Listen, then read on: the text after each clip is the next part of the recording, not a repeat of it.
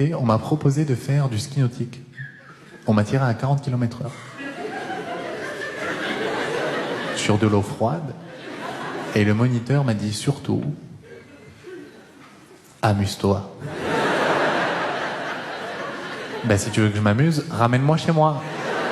Je me suis renseigné en plus auprès de la jante féminine. Tu sais, on m'a donné ce conseil. On m'a dit, Paul, si tu veux séduire une femme dans la vie, c'est très simple, faut l'amener au cinéma. J'ai essayé il y a pas longtemps là, film d'horreur. J'ai commencé à avoir peur. Elle m'a dit, Paul, calme-toi.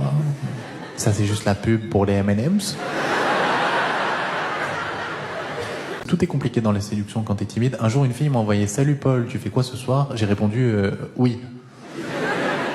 Le problème aussi quand t'es timide, c'est que tu t'attaches beaucoup trop vite. Moi, tu me tiens une porte au supermarché. Pour moi, on sort un petit peu ensemble. Hein. Je me marie 4 fois par jour en ce moment-là. Là, récemment, une fille m'a même dit « Paul, j'aimerais vraiment rencontrer quelqu'un comme toi. » Ben, je suis quelqu'un comme moi. Mais j'ai une théorie sur ça. Je pense que sur Terre, on est un nombre impair.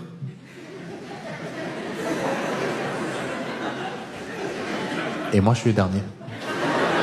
Je pense qu'il y a 4 milliards d'équipes de 2. Et moi, je suis dans une équipe de 1 tout seul. Donc, mesdemoiselles, si vous recherchez quelqu'un pour assurer votre sécurité, sachez que moi aussi. Je suis moi-même très timide. Je pense que j'ai dû dire mon premier mot à 25 ans. Et le mot, c'était « je suis timide ». On dit d'ailleurs, quand c'est le cas, c'est pour t'aider à aller mieux, il faut en discuter avec un psy. J'ai essayé une fois, moi, sauf que lui aussi, il était timide. Du coup, il n'a pas parlé. Du coup, on a payé 50 € chacun. Et de ce qu'on m'a dit, ta mère a la réputation de bien aimer les tuyaux. Attends. Tu viens pas d'insinuer devant 2500 personnes que ma mère était une pute, Paul. Enfin non, je voulais dire qu'elle avait des bons tuyaux, quoi. Enfin, genre, elle avait des astuces. Enfin, en gros, par exemple, si on cherche un bon plan pas cher, ben, on appelle ta mère. Alors, effectivement, dit comme... Là, c'est un peu maladroit. Je suis pas du tout en train de dire qu'on peut avoir ta mère pour pas cher. Hein. C'est une super belle femme. Je pense qu'elle doit être au prix du marché. Est-ce que je peux m'excuser et on passe à autre chose ? Tu sais, Paul, ce qui me choque, c'est pas que tu sois en train d'insinuer que ma mère est une pute. Ma mère n'est pas une pute. C'est la femme qui m'a élevé, je l'aime de tout mon cœur et je lui dois le respect. Même si ça peut lui arriver de sucer un copain contre un paquet de Pringles. Non, moi, j'aime pas le sport de manière plus générale parce que les gens qui en font utilisent souvent cet argument « je me sens beaucoup mieux après ». Il y a même une dame qui m'a confondu avec le chanteur Orelsan. Je lui ai dit « mais c'est pas moi ». Elle m'a dit « si, c'est vous ».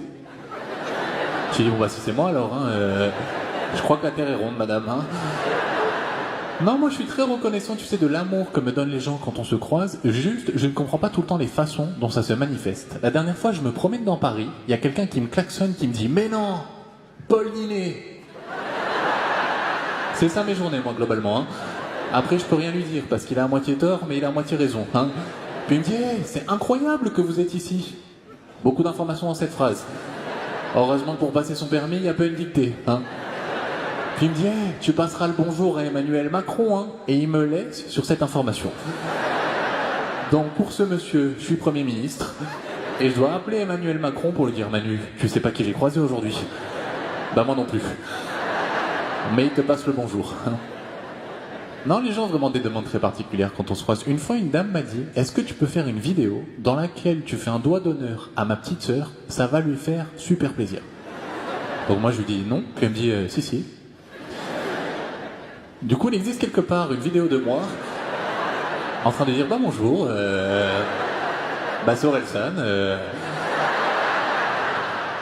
Je suis en train de me rendre compte d'une petite difficulté qui est que c'est très dur de tenir une conversation quand tu ne bois pas d'alcool avec quelqu'un qui en boit. Vous confirmez? Parce que plus la conversation avance, plus tu te dis mais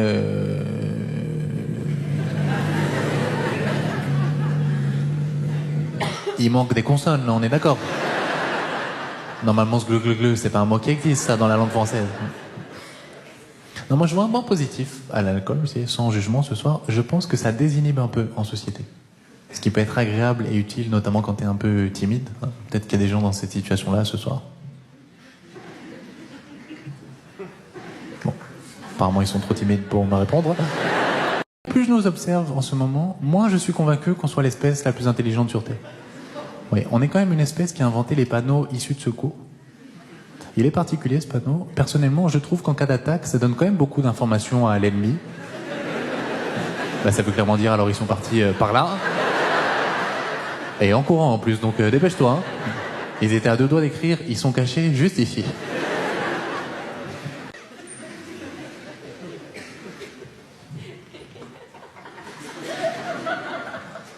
C'est de l'eau dedans. Je tiens à le préciser. Ouais. Il y a des humoristes qui consomment un peu d'alcool sur scène ou d'autres boissons. Ah.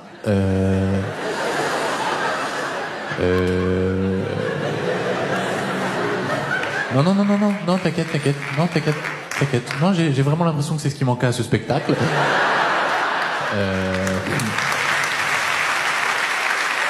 Bah écoutez, ne vous inquiétez pas, je maîtrise cette situation. N'oubliez pas que je suis un professionnel. Mais j'ai peur du noir quand même. C'est vrai qu'il y a quand même une petite ambiance alcoolique anonyme qui s'installe. Hein, Ah.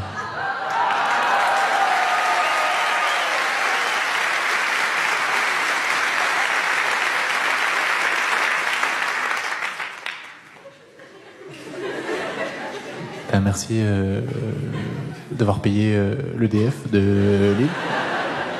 J'ai pas bougé, hein, comme vous pouvez le constater. Hein. Je suis un peu médusé quant à ce qui vient de se passer, hein, je vous cache pas. J'espère que c'est pas ça mon talent caché. Hein. J'ai un pote, dès qu'il boit dans une gourde, ça éteint la lumière à Lille.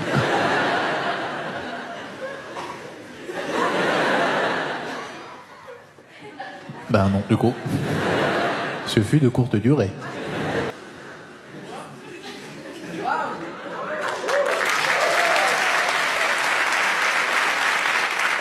Parce que j'ai vu un autre documentaire sur l'huile de palme dans lequel ils expliquaient qu'on avait détruit toute la forêt amazonienne. Quand j'ai vu ça, j'ai dit, ah ouais, quand même. Toute la forêt amazonienne. Puis j'ai remis un peu de Nutella sur ma tartine. Je me suis dit, il faut vraiment faire un truc pour la forêt amazonienne. Hein. C'est dur de s'engager, tout court, à notre époque. Ouais. Je m'en suis rendu compte, j'ai pas d'engagement particulier pour une cause, moi. Je suis même très facile à convaincre dans un débat, d'ailleurs. Si à la fin de ta phrase, tu termines par bah, on est d'accord, Paul. Bah, je suis d'accord. Non, en fait, je crois que j'ai trouvé aucun combat qui justifierait que je me fasse taper dans une manifestation. Par exemple, moi aussi, je trouve qu'il y a trop de plastique dans les océans. Après, est-ce que ça vaut le coup que je me prenne une matraque dans le huc? Je sais pas. Parce que si on sauve les océans, mais que je peux plus marcher, je peux plus aller à la plage. J'ai vu un documentaire un peu choc sur les phoques. Il y a des gros problèmes de phoques en ce moment. Non mais en fait la banquise fond, du coup ils grimpent des icebergs pour trouver de la glace, sauf que parfois ils glissent et ils meurent. Ouais, c'est triste, hein. Après, si je puis me permettre, faut aussi un peu remettre l'intelligence des phoques en question. Moi, juste une chose qui m'a un peu énervé en regardant ce documentaire, je pense que les phoques, ils exagèrent un petit peu parce qu'il y a une caméra. Ouais, je pense qu'ils savent très bien qu'ils vont finir sur Canal+. Bah, à un moment, il y a un phoque qui tombe d'une falaise au ralenti, il se retourne, il fait ça. C'est un peu exagéré ton histoire. On m'a proposé de les sauver d'ailleurs. Tu sais, là, c'est les gens qui t'arrêtent dans la rue pour des associations, là. Les bénévoles. Je comprends pas tout le temps, eux. Tu sais, ils viennent te voir, ils disent excuse-moi, t'aurais pas 1 minute pour sauver les phoques? Non. Surtout si ça prend que 1 minute, pourquoi tu les as pas déjà sauvés depuis longtemps, les phoques? Je pense que si tout le monde fumait de la drogue sur Terre, la vie serait parfois un peu plus marrante. T'imagines un jour tu vas au restaurant, tu commandes une crêpe au sucre, le serveur y revient, et il a mangé ta crêpe. Et il dit désolé monsieur, je suis défoncé. Je lui dis ah bah c'est pas grave, j'aime pas les crêpes au sucre. Il dit ah bah c'est pas grave parce que moi bah, je travaille pas ici en fait donc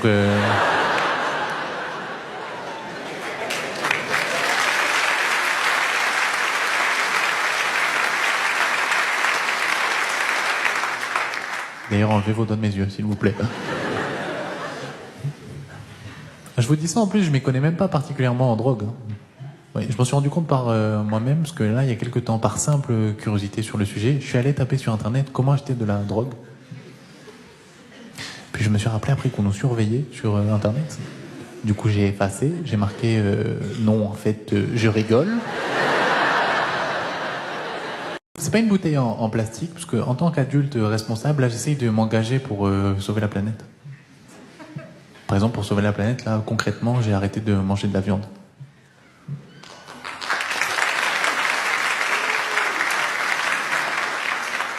Alors j'ai tenu un jour. Après, c'est juste que c'est moi qu'il a fallu sauver, c'était plus la planète. Hein. Ouais. Je prends pas de bain aussi en ce moment pour limiter ma consommation d'eau.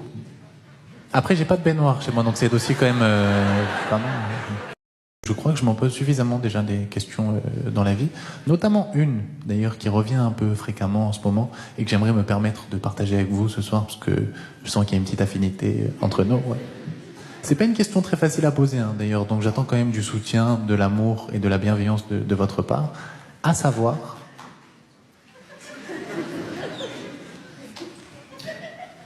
À quel moment de ce spectacle il faut que j'aille boire dans la petite gourde que vous voyez là-bas? Je vous explique la problématique, c'est qu'on m'a dit, Paul, surtout pendant le spectacle, n'hésite pas à occuper l'espace. Et c'est vrai qu'après réflexion, je suis jamais allé là-bas, hein. Donc allez, c'est...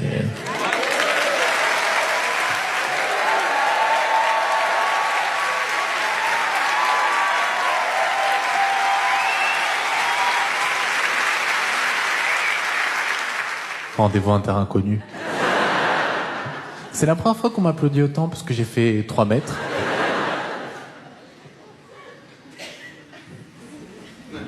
Je me permets hein, de m'asseoir un peu, hein, parce que comme vous pouvez le constater, ce spectacle, c'est avant tout une impressionnante performance physique. Je suis claqué là.